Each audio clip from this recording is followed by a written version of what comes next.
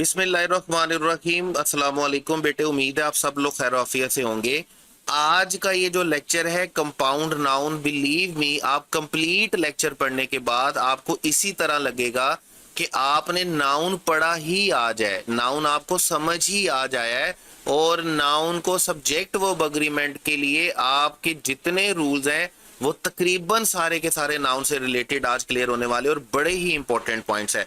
तो वीडियो को एंड तक देखना है, अच्छे से देखना है, अच्छे से हर पॉइंट को समझना है, अच्छे से हर पॉइंट को नोट करना है और कोई बात भी स्किप नहीं करनी। हर एक पॉइंट, हर एक बात बड़ा जरूरी है। और आप देखेंगे कि आज वाले लेक्चर में हम कम से कम कोई 50 एमसीक्यूज को साथ साथ प्रैक्टिस करने वाले हैं। और स्टार्ट करते हैं कंपाउंड नाउन। तो याद रखिएगा, जब आप पेपर पॉइंट ऑफ व्यू से कंपाउंड नाउन की बात करते हैं तो कंपाउंड नाउन को हमने सेंटेंस में दो तरह से देखना है। सेंटेंस में हमने कंपाउंड नाउन को देखना है एज एन एडजेक्टिव और हमने कंपाउंड नाउन को देखना है एज अ नाउन। ठीक है, हमने कंपाउंड नाउन को एज अ एडजेक्टिव देखना है और हमने कंपाउंड नाउन को किसके तौर पर देखना है बेटे? एज अ नाउन देखना है। एज एन एडजेक्टिव हमारे पास जो रूल्स हैं, ये आपके पास जितने आगे सेंटेंसेस लिखे हुए हैं, ये हर सेंटेंस अपने आप में एक सेंटेंस, एक क्वेश्चन है। ये भी हम सारे के सारे डिस्कस करेंगे और ये सारे के सारे रिलेटेड है एडजेक्टिव से। और अभी हम इसके पॉइंट्स भी निकालेंगे तो हम रूल्स भी लिखते जाएंगे। एज अ नाउन की जब हम बात करेंगे कंपाउंड नाउन की, तो जो बातें हमें कंपाउंड नाउन के बारे में पता होनी चाहिए वो ये है, नंबर 1 कि हमने कंपाउंड नाउन को जब सब्जेक्ट के तौर पर लिखना है तो हमने इसको सिंगुलर ट्रीट करना है या प्लूरल ट्रीट करना है। ठीक है, जैसे आपके पास क्वेश्चन आते हैं कि आप 10 माइल्स को इज भी लिखते हैं और 10 माइल्स को आर भी लिखते हैं, तो हमने ये देखना है कि हम इसको सिंगुलर लिखना है या प्लूरल लिखना है। नंबर 2 हमने ये देखना है कि हमने इसका प्लूरल कैसा बनाना है, हमने कंपाउंड नाउन का प्लूरल कैसे बनाना है। नंबर 3 हमने ये देखना है कि हमने कंपाउंड नाउन का पोजेसिव केस कैसे बनाना है। ठीक है, तो ये वो चीजें हैं जो आज हम पढ़ने वाले हैं अपने कंपाउंड नाउन में। अब जरा देखिएगा, कंपाउंड नाउन को जब हम एज एन एडजेक्टिव देखते हैं, तो कंपाउंड नाउन को जब हम एज एन एडजेक्टिव देखेंगे तो ये जितने सेंटेंसेस आपके पास लिखे हुए हैं ना, हम साथ साथ इनको प्रैक्टिस करते जाएंगे, साथ साथ इनमें से गलती निकालते जाएंगे और अपने रूल्स लिखते जाएंगे यहाँ पर एज एन एडजेक्टिव के सामने कि हमें अपने कंपाउंड नाउन को जब एज एन एडजेक्टिव लिखना है, देखना है, तो हमें किन किन बातों का ख्याल रखना है। जैसे देखिएगा, number 1 sentence, he gave me 5000 रुपी। अब उसने मुझे 5000 रुपए दिए। जब उसने मुझे 5000 रुपए दिए ना, तो बेटे याद रखिएगा, मैं 5000 रुपी नहीं लिख सकता, मुझे 5000 रुपी की जगह पर क्या लिखना है? 5000 रुपीज लिखना है। असल में अगर आपको ये बात समझ में आ जाती है ना, तो आपकी बड़ी सारी मुश्किलात हल हो जाती हैं। जैसे देखिए, सेकंड सेंटेंस को अगर आप देखेंगे, he gave me 5000 rupee note. अभी हम थाउजेंड्स की बात तो बाद में करेंगे, लेकिन पहले और दूसरे सेंटेंस का डिफरेंस देखिएगा। पहले वाला सेंटेंस है कि उसने मुझे 5000 रुपए दिए हैं और दूसरा सेंटेंस है कि उसने मुझे 5000 रुपए का नोट दिया है, यानी कि उसने मुझे एक नोट दिया है जिसकी वैल्यू 5000 है। तो इसमें ये जो हम 5000 रुपी है ना, इसमें हम इसको किसके तौर पर ट्रीट करेंगे? ये सारे का सारा हमारे पास क्या है? एडजेक्टिव। और इस एडजेक्टिव का नाउन हमारे पास क्या है? नोट।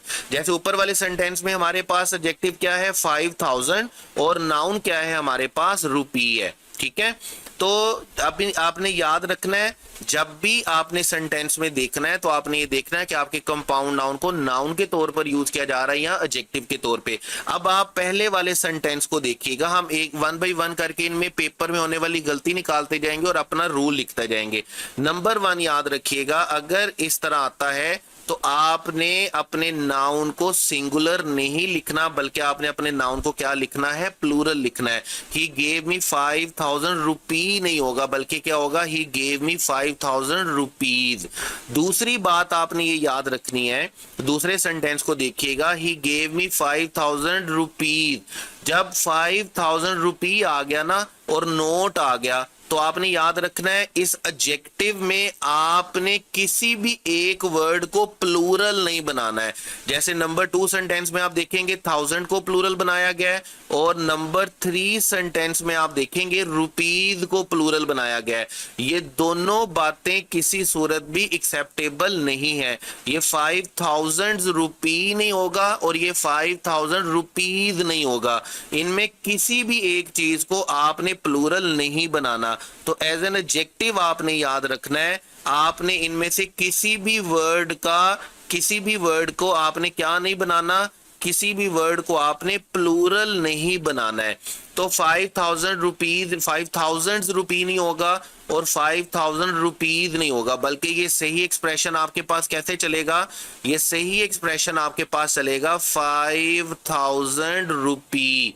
आपने किसी एक वर्ड के साथ भी 5000 रुपी, आपने किसी भी एक वर्ड के साथ एस का एडिशन नहीं करना है। तो ये सेंटेंस चलेगा he gave me 5000 rupee note.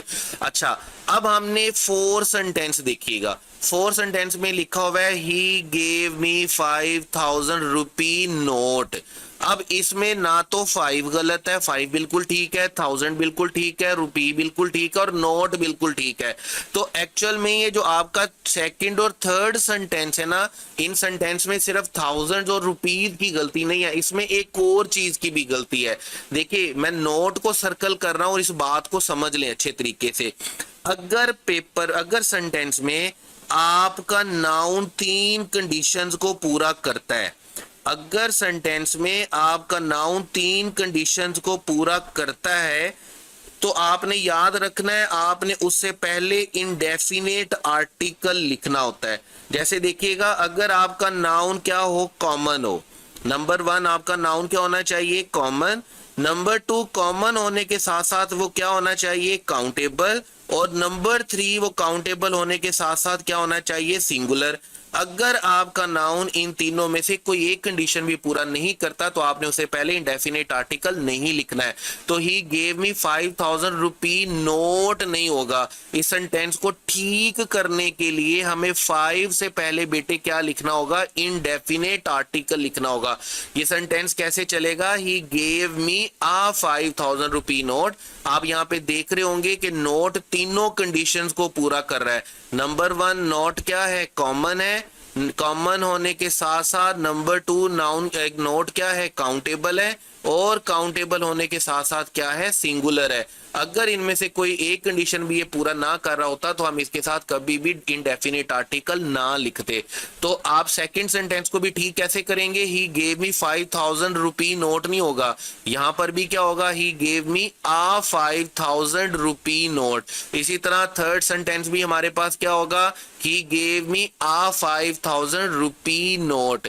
यहां पर इंडेफिनिट आर्टिकल को बिल्कुल भी आपने नहीं भूलना। तो मैं यहाँ पे सेकंड रूल लिख रहा हूं कि हमें कोई भी एक वर्ड प्लूरल नहीं बनाना, और नंबर 2 जिस चीज का हमें ख्याल रखना है वो क्या है, इंडेफिनेट आर्टिकल। हमें इंडेफिनेट आर्टिकल को दिमाग से नहीं निकालना। और इंडेफिनेट आर्टिकल का रूल क्या है कि अगर आपका नाउन 3 कंडीशंस को पूरा कर रहा है तो आपने अपने नाउन से पहले इंडेफिनेट आर्टिकल लिखना है। आपका नाउन कॉमन होना चाहिए, काउंटेबल होना चाहिए और सिंगुलर होना चाहिए। उसके बाद देखिएगा सेंटेंस 5। सेंटेंस 5 है, आई बॉट 5 गियर्स बाईसाइकिल। अब मैंने एक बाईसाइकिल खरीदी है जिसमें गियर कितने हैं, 5। तो इसका मतलब मैं 5 गियर्स को किसके तौर पर ट्रीट कर रहा हूं, एडजेक्टिव के तौर पे। जब मैं एडजेक्टिव के तौर पे ट्रीट कर रहा हूं तो मैंने इसके साथ एस का एडिशन नहीं करना। सेंटेंस कैसे चलेगा, सेंटेंस बनेगा I bought 5 gear bicycle for my सन। लेकिन यहां पर अगेन वही बात, दूसरी बात, इंडेफिनेट आर्टिकल को भूलना नहीं है। बाईसाइकिल को आप देखेंगे, बाईसाइकिल तीनों कंडीशंस को पूरा कर रहा है। बाईसाइकिल कॉमन है, कॉमन होने के साथ साथ काउंटेबल है, काउंटेबल होने के साथ साथ क्या है, सिंगुलर भी है। तो ऐसी सूरत में हम इसके साथ क्या लिखेंगे, इंडेफिनेट आर्टिकल। तो जब हम इस सेंटेंस को मुकम्मल करेंगे तो ये सेंटेंस मुकम्मल कुछ यूं होगा कि I bought a 5 gear bicycle for my son. इसी तरह नेक्स्ट सेंटेंस देखिएगा, sentence 6। He has 100 pages diary, उसके पास एक डायरी है जिसके 100 पेजेस हैं।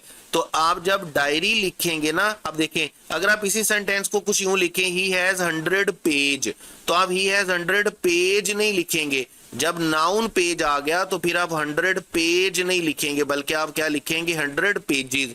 ये बिल्कुल इसी तरह ही है जिस तरह हमने सेंटेंस 1 में कहा था कि ही गेव मी 5000 रुपी, नहीं होगा बल्कि क्या होगा ही गेव मी 5000 रुपीज होगा। लेकिन चूंकि हम यहाँ पर बात कर रहे हैं कि उसके पास एक डायरी है जिसके 100 पेज हैं, इसका मतलब हम इसको 100 पेजेस को किसके तौर पर सेंटेंस में लिख रहे हैं, एडजेक्टिव के तौर पे। जब एडजेक्टिव के तौर पे लिख रहे हैं तो रूल बड़ा सिंपल है कि हमने इनमें से किसी एक वर्ड को प्लूरल नहीं बनाना है।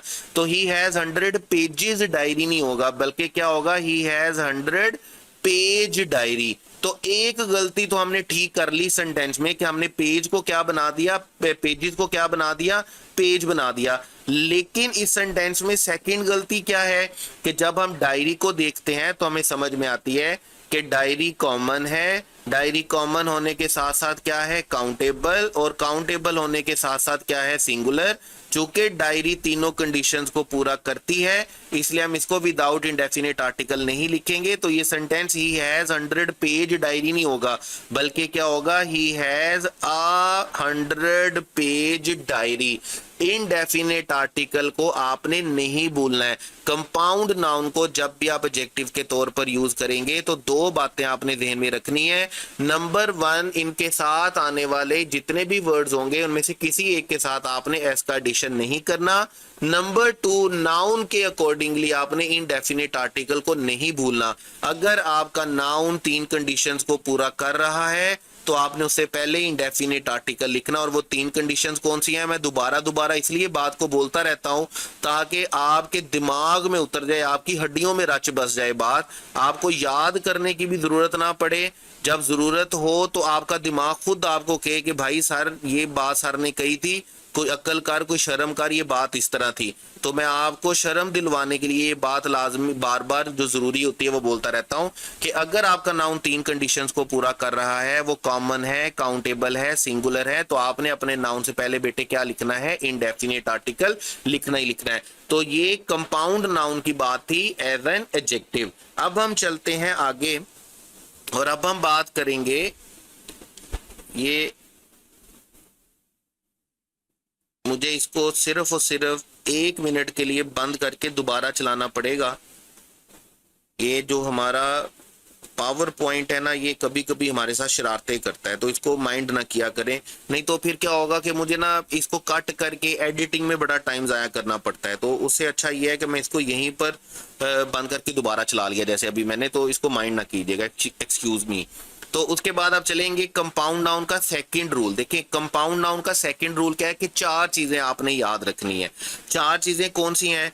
नंबर 1 है आपके पास टाइम, नंबर 2 है आपके पास डिस्टेंस, नंबर 3 है आपके पास मनी, और नंबर 4 है आपके पास वेट। ठीक है, ये 4 चीजें आपने याद रखनी है। यहां पर हम बात कर रहे हैं कि हम कंपाउंड नाउन को सेंटेंस में नाउन के तौर पर यूज करेंगे। नाउन के तौर पर यूज करने का मतलब क्या है कि हम उसको किसके तौर पर सेंटेंस में यूज करेंगे, सब्जेक्ट के तौर पे। तो हमने यहां पर ये देखना है कि जब हम उसको सब्जेक्ट के तौर पर यूज करेंगे तो हम सब्जेक्ट में इसको सिंगुलर भी ट्रीट कर सकते हैं और हम सेंटेंस में इसको प्लूरल भी ट्रीट कर सकते हैं। यानी कि एग्जांपल जैसे आपके सामने है, 5 years इज भी हो सकता है और 5 years हैव भी हो सकता है। ठीक है, 10 minutes इज भी हो सकता है और 10 minutes वर भी हो सकता है। आप अपने कंपाउंड नाउन को सिंगुलर भी लिख सकते हैं, प्लूरल भी लिख सकते हैं। बात कुछ यूं है कि आपके पास है 4 चीजें। नंबर 1 क्या है, टाइम, नंबर 2 क्या है, डिस्टेंस, नंबर 3 क्या है, मनी, और नंबर 4 क्या है, वेट। आप इन 4 चीजों को सेंटेंस में 2 तरह से लिखते हैं। आप इनको सेंटेंस में लिखते हैं एज अ यूनिट, आप इनको सेंटेंस में लिखते हैं एज अ स्टैंडर्ड। अगर आप इनको सेंटेंस में एक यूनिट के तौर पर, एक स्टैंडर्ड के तौर पर, एक ब्लॉक के तौर पर लिखेंगे तो फिर आप इनको किसके तौर पर बेटे ट्रीट करेंगे? सिंगुलर के तौर पे। और अगर आप इसको यूनिट, स्टैंडर्ड या ब्लॉक के तौर पर ट्रीट नहीं करेंगे बल्कि आप इसको ट्रीट कर रहे होंगे एंटिटी के तौर पर, आप इसे ट्रीट कर रहे होंगे किसके तौर पर? सब्जेक्ट के तौर पर। तो ऐसी सूरत में बेटे आप इसको किसके तौर पर ट्रीट करेंगे? प्लूरल के तौर पर ट्रीट करेंगे। जैसे अभी देखिएगा first example, 5 years is a long period. ठीक है, जैसे 5 years is a long period. अब अ लॉन्ग पीरियड ही हमें बताता है कि हमने अपने सब्जेक्ट को क्या ट्रीट करना है? सिंगुलर ट्रीट करना है। लेकिन यहां पर देखिएगा 5 years डैश पास्ड क्विकली, 5 साल बड़ी जल्दी से गुजर गए हैं। यहां पर हम इसको यूनिट या स्टैंडर्ड ब्लॉक के तौर पर नहीं ट्रीट कर रहे हैं, हम इसको इंडिविजुअल ट्रीट कर रहे हैं, सेपरेट ट्रीट कर रहे हैं। तो यहां पर हम 5 years को बेटे किसके तौर पर ट्रीट करेंगे? प्लूरल के तौर पे। जैसे देखिएगा 10 miles is enough for this test. ठीक, 10 minutes is enough for this test. 10 minute इस टेस्ट के लिए बहुत टाइम है। तो यहां पर जो बात हो रही है, हम 10 मिनट को क्या ट्रीट कर रहे हैं? हम 10 मिनट को एक ड्यूरेशन ट्रीट कर रहे हैं। अगेन वही बात, हम उसको किसके तौर पर ट्रीट कर रहे हैं? एक यूनिट के तौर पर ट्रीट कर रहे हैं। लेकिन सेकंड सेंटेंस देखिएगा इसका, 10 minutes डैश वेस्टेड इन आर्ग्यूमेंट्स, आर्ग्यूमेंट्स में 10 मिनट जाया हो गया है। ऐसी सूरत में हम इसको किसके तौर पर ट्रीट करेंगे? वर्ब के तौर पर। अब ये जो रूल है ना हमारे पास कि आपने कंपाउंड नाउन को सिंगुलर ट्रीट करना है या कंपाउंड नाउन को प्लूरल ट्रीट करना है, तो मैं ये कहूंगा कि ये किसी ग्रामर रूल से ज्यादा ना आपकी अंडरस्टैंडिंग का रूल है। आपने सेंटेंस को अंडरस्टैंड करना है, आपने सेंटेंस को अच्छे तरीके से देखना है, पढ़ना है, उसका एनालिसिस करना है कि यार सेंटेंस में इसको एक यूनिट ब्लॉक के तौर पर यूज किया जा रहा है या डिफरेंट के तौर पर यूज किया जा रहा है। अभी जैसे देखिएगा 10 miles is a long walk, a long walk आ गया, जैसे इंडेफिनिट आर्टिकल आ जाता है यहाँ पे तो हमें क्लियर हो जाता है कि हमने इसको सिंगुलर के तौर पर ट्रीट करना है। कहता है 10 miles dash marked on this hiking trail, के 10 माइल पर निशान लगाए गए हैं। तो हम यहाँ पर इसको किसके तौर पर ट्रीट करेंगे? प्लूरल के तौर पे। 2 kilometre is not far from here. अच्छा, यहाँ पर मैं आपको एक और बात बता दूं, जैसे हमारे पास है 10 minutes is enough for this test. बिल्कुल इसी तरह का क्वेश्चन आपके पेपर में आया, लेकिन वो मनी से रिलेटेड था। जैसे वो आपके पास क्वेश्चन था कि 50 रुपीज, जैसे मुझे एग्जैक्ट वर्ड्स याद नहीं है लेकिन मैं कोशिश करता हूं मैं उसको रेप्लिकेट कर लूं।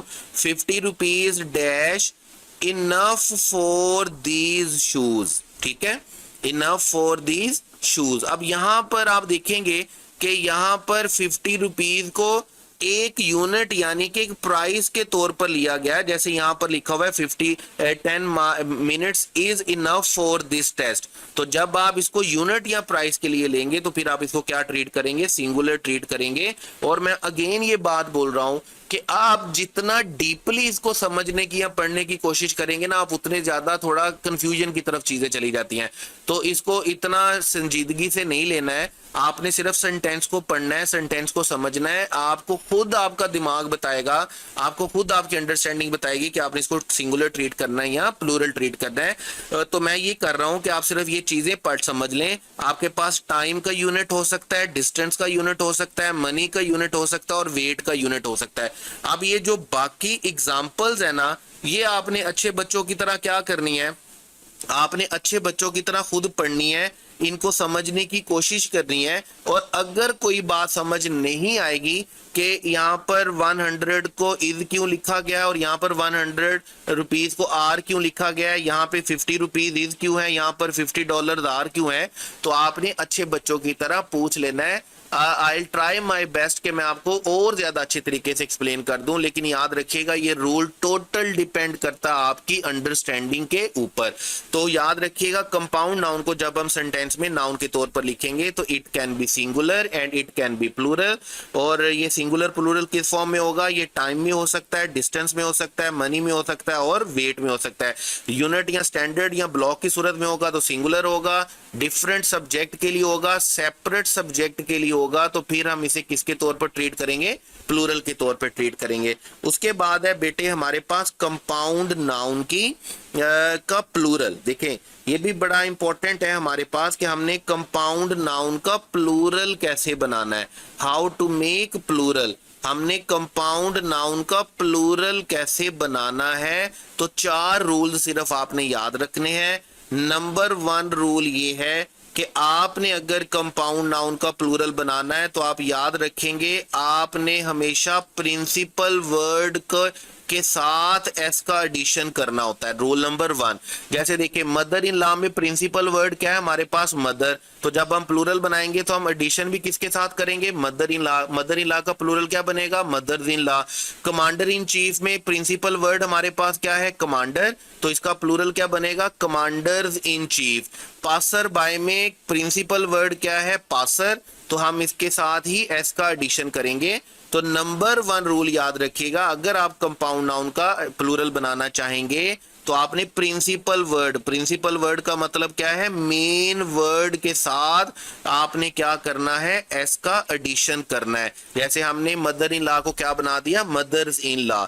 और दूसरी बात आपने याद रखनी है, जब आपके पास कोई ऑब्वियस मेन वर्ड नहीं होता, जब आपके पास कोई ऑब्वियस मेन वर्ड नहीं होता तो आपने क्या करना होता है, आपने एस का एडिशन करना होता है एंड पे। आप सिंपल क्या करते हैं, एस लगा देंगे एंड पे। जैसे देखें टेक ऑफ में कोई मेन वर्ड नहीं, चेकअप में कोई मेन वर्ड नहीं, ब्रेक इन में कोई मेन वर्ड नहीं, तो तीनों सूरतों में हमने क्या किया, हमने एस का एडिशन किसके साथ कर दिया, एंड पे कर दिया। जैसे अभी अगर आप ये सोचें कि टेक ऑफ के साथ जो मेन वर्ड है वो टेक है, तो ऐसा बिल्कुल नहीं है, वो नाउन नहीं है, याद रखेंगे। ये क्या चल रहे हैं, ये हमारे पास वर्ब फॉर्म में चलेंगे। टेक ऑफ में टेक वर्ब है, चेकअप में चेक वर्ब है, ब्रेक में ब्रेक वर्ब है, तो ऐसी सूरत में हम सिर्फ क्या करेंगे, एस का एडिशन इसके लास्ट में करेंगे। तीसरा आपने याद रखना है, अगर कंपाउंड नाउन सिंगल वर्ड हो, अगर कंपाउंड नाउन क्या होंगे, सिंगल वर्ड कंपाउंड नाउन होंगे, तो ऐसी सूरत में भी हमने एस का एडिशन कहां पर करना है बेटे, एस का एडिशन हमने सेंटेंस के एंड पे करना है, वर्ड के एंड पे करना है। जैसे नोट बुक एक सिंगल कलेक्टिव कंपाउंड नाउन है, टूथब्रश एक सिंगल नाउन है, बेडरूम एक सिंगल नाउन है, तो हमने एस का एडिशन बेटे किसके साथ किया, कहां पर किया, लास्ट में किया। हमने कहीं और एस का एडिशन करने की जरूरत नहीं है। और नंबर 4 याद रखिएगा कि ऐसे कंपाउंड नाउन होंगे हमारे पास जिनमें एक नाउन आ रहा होगा और वो नाउन कौन सा होगा, अनकाउंटेबल। जब अनकाउंटेबल नाउन आ रहा होगा तो फिर हमने एस का एडिशन उसके साथ नहीं करना, बल्कि हमने एस का एडिशन किसके साथ करना है, अदर वर्ड के साथ करना है। जैसे यहां पर देखिएगा फर्नीचर अनकाउंटेबल नाउन आ गया और उसके साथ काउंटेबल वर्ड कौन सा आया, सेट, तो हम फर्नीचर्स नहीं लिखेंगे बल्कि हम क्या लिखेंगे, फर्नीचर सेट्स लिखेंगे। इसी तरह कोर्ट मार्शल में मार्शल अनकाउंटेबल आ गया तो हम कोर्ट मार्शल्स नहीं लिखेंगे बल्कि हम क्या लिखेंगे, कोर्ट्स मार्शल लिखेंगे। तो टेक्निकली ये आपके पास 4 रूल्स हैं, और 4 रूल्स किस बात के हैं कि आपने कंपाउंड नाउन का प्लूरल कैसे बनाना है।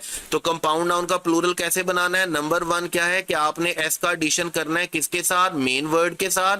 नंबर 2, अगर वर्ब के साथ ऑब्वियस वर्ड नहीं दिया हुआ कोई, तो फिर आपने एस का वर्ड कहां पर लिखना है, एंड पे लिखना है।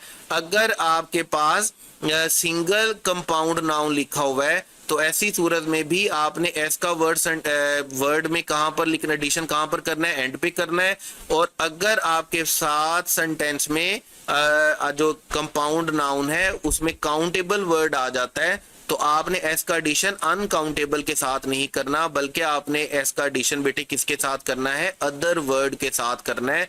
तो ये 4 रूल्स बेटे आपने याद रखने हैं कि आपने कंपाउंड नाउन का प्लूरल कैसे बनाना है। उसके बाद कंपाउंड नाउन के लिए जो आखिरी बात है और बड़ी ही इंपॉर्टेंट बात है, बड़ी ही इंपॉर्टेंट बात इस तरह है कि पेपर में पहले भी 2-3 दफा ये क्वेश्चन आ चुका, और इसको अच्छे से समझ लीजिएगा। और मैं कह सकता हूं कि मुझे 99.9% यकीन है कि अगर पंक्चुएशन में से क्वेश्चन बनता है, नाउन से रिलेटेड पंक्चुएशन का क्वेश्चन आता है, तो आपको पेपर में इसी रूल में से क्वेश्चन आएगा।